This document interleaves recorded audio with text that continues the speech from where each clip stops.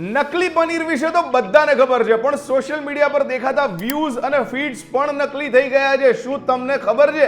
Television પર આવનારા દરેક રિયાલિટી શો રિયલ નથી એની પણ બધાને ખબર છે, પણ સોશિયલ મીડિયા પર ફેક પ્રોફાઇલ્સ બનાવીને મજા લેવાનો જે ટ્રેન્ડ હતો એ હક પણ હ્યુમન્સ પાસેથી છીનવાઈ ગયો છે.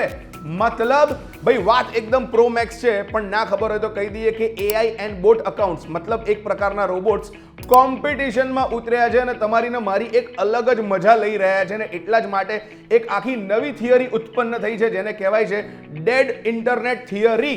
તો શું છે આ ડેડ ઇન્ટરનેટ થિયરી એ જ સમજાવવા ચલો એક વાત કહું.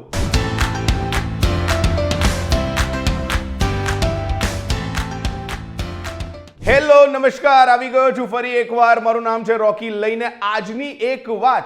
શું તમને તમારા સોશિયલ મીડિયા પ્લેટફોર્મની ફીડ્સ નકલી લાગે છે? બધો કોન્ટેન્ટ એક સરખો લાગે છે?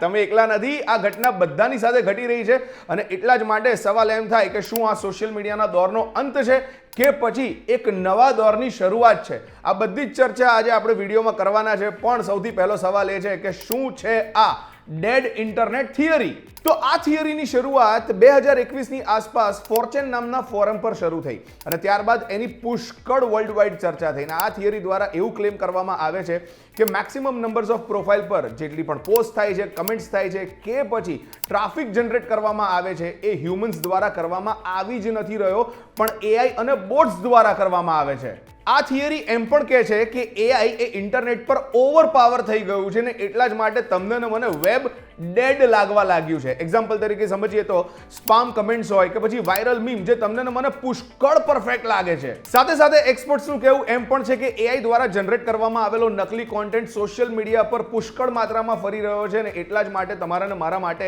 એ આઈડેન્ટિફાઈ કરવું બહુ જ મુશ્કેલ છે કે કયો કોન્ટેન્ટ સાચો છે અને કયો કોન્ટેન્ટ ખોટો છે. ઓપન એઆઈના સેમ આલ્ટમેન આ થિયરીને લુનાટિક ફ્રિન્જ થિયરી કહે છે. હવે જો બોટ્સ વિશે સમજવાનો પ્રયત્ન કરીએ તો બોટ્સ એ એવા ઓટોમેટેડ પ્રોગ્રામ્સ છે જે એક્ઝેક્ટલી હ્યુમન્સ જેવું બિહેવ કરે છે, જેમ કે પોસ્ટ કરવું, લાઇક કરવું, કમેન્ટ કરવું, અને એમની સંખ્યા પુષ્કળ માત્રામાં વધી રહી છે કારણ કે માર્કેટમાં સસ્તા એઆઈ ટૂલ્સ અવેલેબલ છે, જેમ કે જનરેટિવ મોડલ્સ, જે એમને વધારે સ્માર્ટ બનાવે છે અને તમને અને મને એમને આઈડેન્ટિફાઈ કરવામાં વધારે પ્રોબ્લેમ્સ ક્રિએટ કરે છે. તો સવાલ એમ થાય કે આ બોટ્સ અકાઉન્ટ વધી કેમ રહ્યા છે? ઇન્ફ્લુએન્સર્સ અને બ્રાન્ડ્સને વધારે એન્ગેજમેન્ટ અપાવવા માટે, ખોટી માહિતી સ્પ્રેડ કરવા માટે, કાં તો પછી ફેક કેમ્પેન્સ દ્વારા લોકોના ઓપિનિયન ચેન્જ કરવા માટે. આને જો ઉદાહરણ તરીકે સમજીએ તો બોટ્સ એ હેશટેગને ફ્લડ કરીને કોઈ પણ ટોપિકને આર્ટિફિશિયલી ટ્રેન્ડ કરી શકે છે.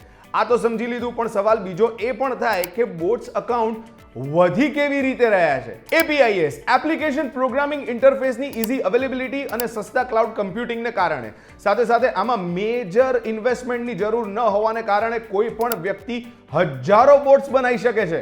2024ના એક રિપોર્ટ્સનું જો માનીએ તો જનરેટિવ એઆઈએ સાદા બોટ્સનો ટ્રાફિક 33%થી વધારીને 40% સુધી પહોંચાડી દીધો છે અને આ બોટ્સ એ હ્યુમન્સ કરતાં બહુ જ પાવરફુલ છે, જે ઓછા સમયમાં ઓછા ખર્ચે હ્યુમન્સ કરતાં સોશિયલ મીડિયા પર વધારે કોન્ટેન્ટ જનરેટ કરે છે અને વધારે લોકો સુધી પહોંચી પણ શકે છે.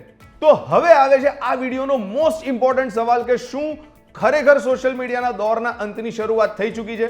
ઘણા બધા લોકોનું માનવું છે હા, કારણ કે પ્લેટફોર્મ્સના એઆઈ એ બીજા એઆઈ સાથે વાતચીત કરવા લાગ્યા છે અને ઇકો ચેમ્બર બનાવવા લાગ્યા છે અને આ ચેમ્બરમાં ઓરિજિનલ યુઝર્સ તરીકે શું તમારી અને મારી જગ્યા હશે કે નહીં હોય એ પણ એક મોટો સવાલ બનશે. એક રિપોર્ટ્સ પ્રમાણે જાણીએ તો બોટ્સના ઓવરપાવરને કારણે, દબદબાને કારણે 2028 આવતા ઇન્ટરનેટ વધારે ડેડ લાગવા લાગશે, લોકોને અલ્ગોરિધમનો થાક પણ લાગવા લાગશે અને ઓર્ગેનિક રીચ ઓર ઘટશે. તો આનું સૌથી વધારે નુકસાન કોને થશે? એડવર્ટાઇઝર્સને, કે જેઓ પોતાની પ્રોડક્ટ્સ સોશિયલ મીડિયા પ્લેટફોર્મ્સ પર પ્રમોટ કરે છે, માર્કેટ કરે છે, પૈસા ખર્ચીને લોકો સુધી પહોંચવાનો પ્રયત્ન કરે છે. હવે એમને એવું લાગે છે કે ભાઈ અમને બહુ જ વ્યૂઝ મળી રહ્યા છે, બહુ જ લાઇક્સ મળી રહ્યા છે, બહુ જ કમેન્ટ્સ આવી રહ્યા છે, પણ આ વિડીયોમાં આપણે જે થિયરીની વાત સમજ્યા એનાથી હવે સવાલ એમ થાય છે કે શું ખરેખર એમની વાત લોકો સુધી પહોંચે પણ છે કે પછી એઆઈ કે પછી બોટ્સ દ્વારા જ આ આખી વાતને ડાયવર્ટ કરવામાં આવે છે? આને કારણે પૈસા ખર્ચ્યા પછી પણ ROI એટલે કે રિટર્ન ઓફ ઇન્વેસ્ટમેન્ટ આવશે કે નહીં આવે એ એક બહુ મોટો સવાલ થશે અને જેના કારણે સમય રહેતા કદાચ એવું પણ બની શકે કે સોશિયલ મીડિયા પ્લેટફોર્મ પરથી લોકોનો વિશ્વાસ ઓછો થઈ જાય કાં તો પછી સાવ જતો રહે. પણ હજી બી ઘણા બધા લોકોનું એવું માનવું છે કે આ સોશિયલ મીડિયાના દોરનો અંત બિલકુલ ના હોઈ શકે. આ એક એવી નવી શરૂઆત હશે કે જ્યાં તમે અને હું જીવનમાં કંઈક અલગ એક્સપિરિયન્સ કરવા જઈ રહ્યા છે. હાય, મારું નામ છે રોકી અને આજના વિડીયોમાં આપણે સમજ્યા કે શું છે આ ડેડ ઇન્ટરનેટ થિયરી અને કઈ રીતે સોશિયલ મીડિયા પર દેખાતી ફીડ્સ હોય, લાઇક્સ હોય કે વ્યૂઝ હોય એ પણ નકલી હોઈ શકે છે, જસ્ટ લાઈક નકલી પનીર.